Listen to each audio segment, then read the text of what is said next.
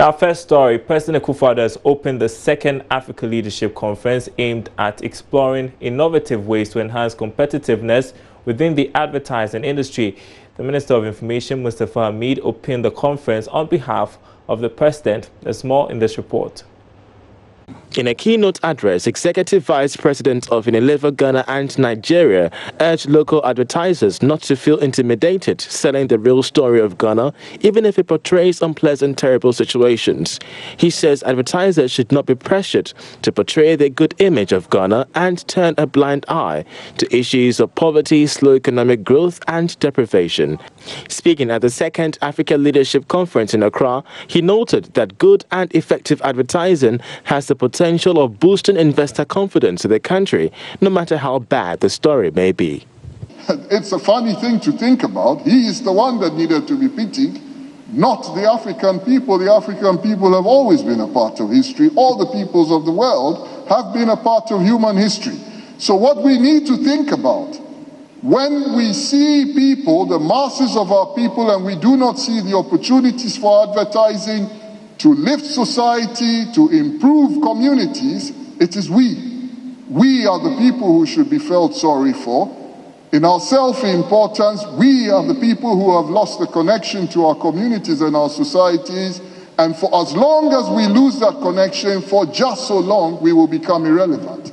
And we will talk about the threats of extinction, not realizing that it is not the world that is changing so fast around us, it is us that constantly are getting disconnected and therefore are becoming more and more irrelevant. In my own personal experience, I am constantly challenging our marketing department in the larger sense of the word. Be out there, go where the people are, go sit there in the informal settlements, understand the things that motivate people, because the more you do, the more you know how to win in these communities. We spend a lot of time in my base in Lagos. We call it Niger centricity, because I believe in the concept of creative convergence. I don't believe that advertisers can sit by themselves, completely extinct from the disconnected from the rest of the creative effort, whether they're fashion design. On his part, the Minister of Information, who represented the President, Mustafa Hamid, hinted of the full passage of the Advertising Consumers Bill by the end of the year to complement activities of the industry. It is our expectation that in the next few years, Ghana will have strong human capital to drive its own socio-economic activities and also be in a position to export human resources.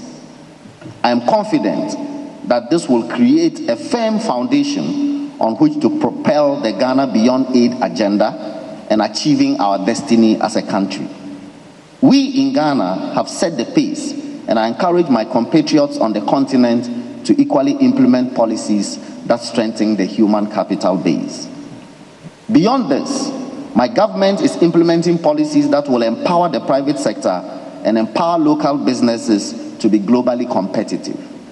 I throw a challenge to you as professionals in communication to partner government to ensure the gains of Ghana Beyond Aid. I throw a challenge to you as professionals in communication to partner government to ensure that the gains of Ghana Beyond Aid can be amplified for the benefits and understanding of all. Ladies and gentlemen, it is in doing this that we can establish an African narrative that is more positive. While our human capital is rising to be the best, businesses are also evolving. Evolving because the consumer is also evolving. The early concepts of a hypodermic needle theory, where the consumer was deemed to be passive, now the consumer is more engaging and fluid in his or her decision making. The burden now lies with brands. A call to arms, reinvent or die. And as brand champions and business leaders, you have a distinctive role to play in communicating the renewed and improved prospects of Africa and the new African brand. The second Africa Leadership Conference is on the theme Evolution of Brands and Consumers, Reinvent or Die. Meanwhile, President of the Advertising Association of Ghana, JoyNews, says he fully supports a directive by the Food and Drugs Authority, FDA, to stop the advertisement of alcoholic beverages during peak hours of the day. Some advertising agencies have complained against this directive, saying it could affect profits. But Mr. Nate insists it is the best thing to do. He spoke on the sidelines of the second Africa Leadership Conference in Accra. Look, the advertising bill essentially, look, I keep saying it's not a panacea. It's not going to come and resolve all our problems. But most importantly, it gives us structure. There are 1,001 charlatans who are walking around today who are doing all kinds of things that are unacceptable. Times of advertising, the quality of advertising, how you talk to people, what times you talk to people, various things. Now, if we don't have a bill that holds people to account, then essentially engaging them and asking them to do the right thing is really just appealing to people's consciences. And we know that that doesn't work. So the advertising bill essentially is supposed to come into place where we can all, together with the consumer, and it's not just us as advertising agencies, it's all advertising practitioners, it's the consumers, it's the Food and Drugs Board, it's media houses, it's everybody who plays in that space, agreeing that these are the laws that govern our operations, and saying that if you go afoul of these laws, this is what will happen. That way you can clean up the system and ensure that you are doing proper advertising. Finally, before I let you go, what's your your thoughts about the FDA giving this order that advertisements on alcoholic drinks will not have to be done in the course of the day, but rather at night? What do you have to say about this? There's method to the madness. During the day, for instance, once again, it comes back to targeting. In the morning, when I'm driving my kids to school, yes, it's day. But why do you want to advertise alcohol when you know that chances are there'll be people who you don't want to utilize alcohol in assessing it or in the vehicle? There's always a time for everything. So that's a blanket. The conversation should not be about what do I think about FDA? It's more about what do I think about the time bans. If the time bans are realistic, then it's fine. I totally support it. If the time bans are not realistic, then we can have conversations around them. But that there must be a rule that limits when the advertisements are shown. And it's not just about advertisements. I was watching TV the other day. There was a cartoon being shown. And when you pay close attention to the cartoon and the contents of the cartoon, they were pornographic. So the fact that it's showing as cartoons doesn't make it a good program. So it's not, and that's why the advertising bill is important, because Food and Drugs Board essentially are looking at adverts. But it's pornography. It has nothing to do with drugs. So that won't be the authority that would come in and say, stop, you can't show it. But if you have the Advertising Standards Authority bill passed, and we say that all programs, all adverts, all everything must pass to be vetted and approved, then you get a chance of stopping this. Otherwise, we'll wake up one day and under the guise of showing our children cartoons, we would have spoiled them. All right, thank you very much, Mr. Nexit. Many thanks. So that was JoyNews there, the president of the AAIG, and also that's of the IAAG. In that interaction with me there, earlier on was the Minister for Information calling on advertisers to really sell the good image of Ghana, and of course ensure that the Ghana Beyond Aid agenda is much more advanced in their terms of engagement. We shall be following discussions closely as the conference elapses to give you updates as to when we do have them. Well, moving on, the Commissioner for Trade and Industry at the African Union, Albert Muchanga, says most of the countries have not yet signed onto the free Continental Trade Area Agreement, will do so at the next African Union conference to be held in July. He was speaking at a sensitization workshop organized by the Afro Champions Initiative and the African Union. Ebenezer Sabute has more. The free trade deal was signed in March by 43 African countries and is expected to open up the African market to all member nations of the African Union to trade freely amongst themselves. Ghana and Kenya were the first two nations that ratified the deal after it was signed in March this year, with the two biggest economies, South Africa and Nigeria, yet to sign. At a sensitization workshop organized by the Afro Champions Initiative and the African Union, Commissioner of Trade and Industry for the AU, Albert Muchanga, noted that the countries that haven't signed yet have been engaged and ready to come on board soon. The government of Nigeria told us that they needed some time to consult. They needed some time to consult their national stockholders, the labor movement, the private sector, and everybody. everybody, and they are doing it. So we have given them time. We are not going to give them a deadline to say if it is finished. No. We want everybody to own the process of the African Continental Free Trade Area. So they are still undertaking consultations, and we respect that. So at the end of the day, what will African countries who have signed on to this deal achieve? Well, at the end of the day, the African countries who have signed the deal indicate their legal and political commitment to the African Continental Free Trade Area. Then the next stage is ratification. We need a minimum of 22 ratifications. And when you ratify, you are giving force of law at the domestic level to the international commitments that you have made. So the legal instruments established in the African Continental Free Trade Area become part of national law.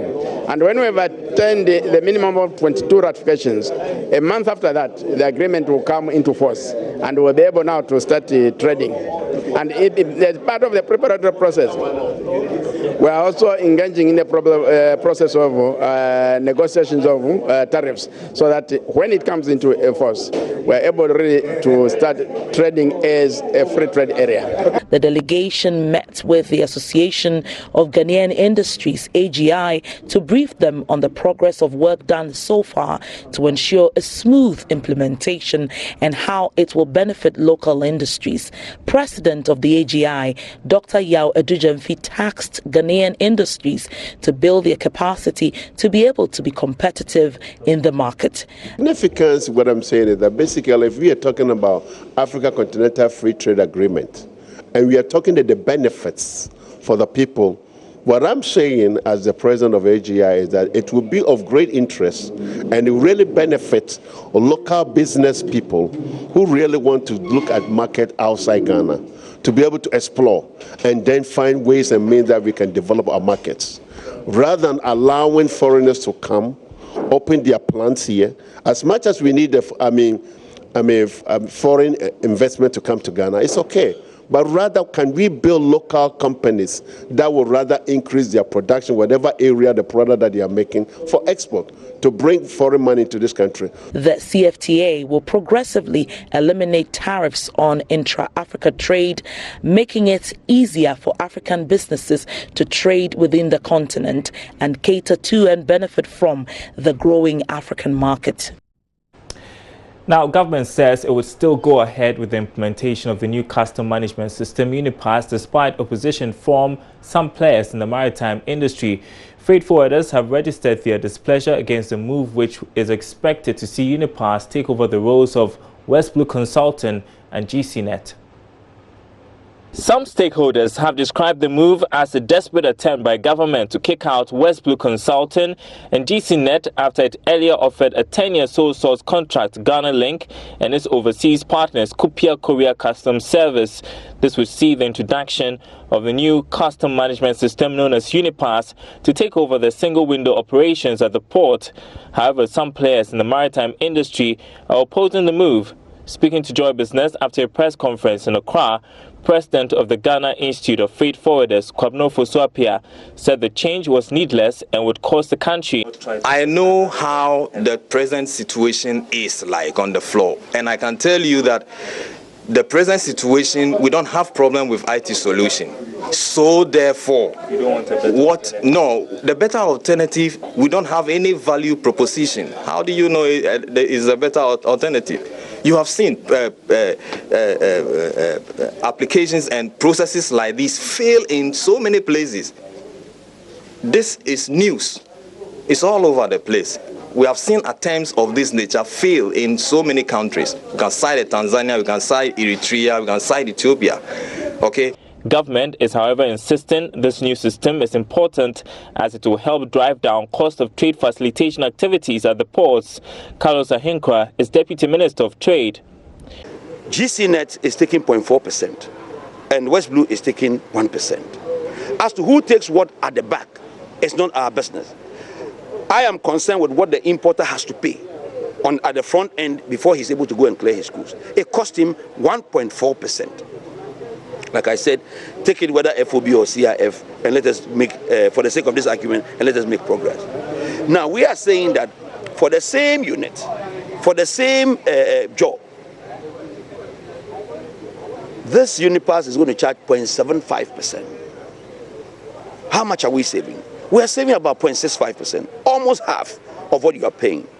And if you listen to my calculation that I did in the room just not too long ago, you would realize that if you have a company such as Irani Brothers, Takrady Flour Mills, or let's say even a clinker company of Gov't, who are bringing vessels in every week and it's large quantities, $30 million, $50 million, and you are paying 1% of that.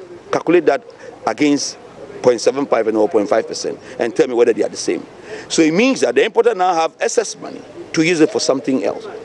This is not targeted at any particular entity. Government is yet to announce an official date for introducing the new system, even though it indicates there is no turning back. The Ghana Revenue Authority is granting tax amnesty to defaulting taxpayers who breached the law from 2014 to 2017. Income earners are required by law to declare their status, register with GRA, and file tax returns, but the contrary has been the case with many workers. Chief Revenue Officer Dominic Knapp spoke to JoyNews at a pre-budget tax stakeholder consultative meeting in Kumasi. Nana Senso Mensa has more in this report. The JRA amnesty window has been open since January and it is expected to close in September. The measure by law affords tax defaulters in the last 3 years to register with JRA without penalty. Mr. Knapp throws more light on the policy. The tax amnesty essentially is targeted at taxpayers and potential taxpayers. By law, any person who earns income is required to actually register with the Ghana Revenue Authority. 2, is required to actually file tax returns on due date. The third one is to pay tax on due date. And the last but not the least is to disclose income correctly and honestly. Now, what is realized is that there are some persons that have not registered with the Ghana Revenue Authority at all. That is to say, GRA does not have their records. Then we also have the other group that is registered with Ghana Revenue Authority but have not actually fulfilled the requirements regarding filing their tax returns on due date, paying their taxes on due date, and disclosing their income correctly. So the amnesty is actually to address that. Amnesty is essentially a dispensation which is actually limited in as far as its application is concerned. What it means is that it is not just going to be there forever. It has a period. Is that okay? By law, between January and August 31st, persons that are interested should actually apply to Ghana Revenue Authority. The Chief Revenue advises offenders to take advantage of the offer before the window closes or have themselves to be blamed. Yeah, if you are unable to take advantage of the opportunity after that, then what it means is that any taxes that you are required to pay, you have to pay penalty, pay interest, and you could also be prosecuted. But for persons who have not registered with us at all, what it means is that they are operating illegally. And for such persons, we would ensure that they pay all the taxes and could also be prosecuted. And on top of that, they also pay the interest and penalties. But it is not allowed, it's not right for you to actually work without actually paying taxes. Ashanti Regional Chairman of Ghana Union Traders Associations, Antonio Pong, spoke on behalf of the members. I think it's a very good policy in view of the government's development project that he is embarking. So I would advise all traders who are defaulting their tax obligations to take advantage of the amnesty. Nana Asensu Mensah reporting for JoyNews. Aviation Now and the Director General of the Ghana Civil Aviation Authority, Simon Alote, is urging more collaboration among domestic carriers to revamp the domestic airline industry. This comes as the authority works to have some new airlines commence operations this year. Speaking to Joy Business, the Director General for the Civil Aviation Authority recalled that aside the numerous challenges that led to the demise of several local airlines, a lack of collaboration was also a significant factor. The demise of most domestic airlines in the country has been blamed on some unfavorable policies, including high cost of aviation fuel and high taxes on domestic airfares. Although some of these challenges have now been addressed, the Director General for the Ghana Civil Aviation, Simon Alote, noted poor managerial decisions and a lack of collaboration among these airlines were also factors that needed consideration. our doors are always open 24/7 to domestic operators to come in with issues, challenges they face with other service providers. Yeah, but I must say that some of the challenges have arisen because of the wrong fleet type used by these operators. They've also had some management issues, the lack of collaboration or partnerships among the various domestic operators have also contributed to their demise. Mr. Alota indicated that collaboration among domestic airlines will help revamp the industry. So this time around, we want to see effective collaboration among the domestic operators so that they can co-share certain flights, especially during times when, during off-peak travel, to ensure effective utilization of their aircraft. So we are being more proactive than before to ensure that the domestic operators succeed. Sheila Tamaklo for Joy Business. Now, energy expert Ishmael Ejekumhene says the shutdown of the FPSO Kwame Nkrumah by Tullow will not have any significant impact on the economy as well as for power supply. It's the second time this year that the Jubilee field is being shut down to enable the tariff system on the FPSO to be fixed. Some have argued that these series of shutdowns could be deliberate to influence the amount of taxes paid to the state. Others believe the current shutdown could also trigger some inflationary pressures and have a negative impact on production. But speaking earlier on the marketplace with Emmanuel Abuajiriafe, Ishmael Ejekumhene rejected such claims and noted that the shutdown had already been factored in government's budget. I don't think it's deliberate. These are well-advertised shutdowns, and we all know where this problem is coming from. It's the tariff bearing that has been faulty, and they've been trying to fix it. And it's been pre-announced, it's been planned that they need to allow these shutdowns for the bearing. You know, they are changing it to a permanent mooring system now. So we knew from last year that these shutdowns are going to happen. So I don't think it's deliberate, and I think it's been factored into the expected revenues from oil production in the year 2018. From what VRA and Greco are telling us, they said there might be minimal interruptions, but I think, like I said, this was known from the beginning. So if you look at VRA's proposal to the PRC, when they were asking for tariffs, they said they were going to import some cargo of crude oil to as a backup in during this shutdown. So ordinarily, I don't expect that to impact the power supply because, again, it's not an unexpected shutdown; it's a planned shutdown. All right, time to bring you our interview of the day. And manufacturers of textiles in the country have agreed to fund the implementation of tax stamps on materials produced in the country. This came to light after an agreement between all stakeholders of the textile industry and the Industrial and Commercial Workers Union. Now, General Secretary of the union, Solomon Kote, says the decision was taken because of their support for government's move to deal with the influx of pirated textiles on the market. It's been a perennial problem. The workers themselves, together with the national leadership, came to the meeting with alternatives to what has been practiced in the past that seems not to work. So in thinking outside the box has resulted in these 5 thematic pillars that we are all going to ensure its compliance. The good thing is that the task force this time round is going to include quite a substantial number of the workforce themselves, together with the police personnel, military, the customs, and then the immigration officers from the border checkpoint. And then again, you see, the task force has also been expanded. It won't only be one point to the other. This time round, we are beginning with 3, Kumasi, Accra, and Takoradi, and we believe that will bring some sanity in the market situation. I raised the concern about the cost earlier. I don't know what you have on the table whilst you'll be meeting the Ministry of Finance. What are you going to suggest?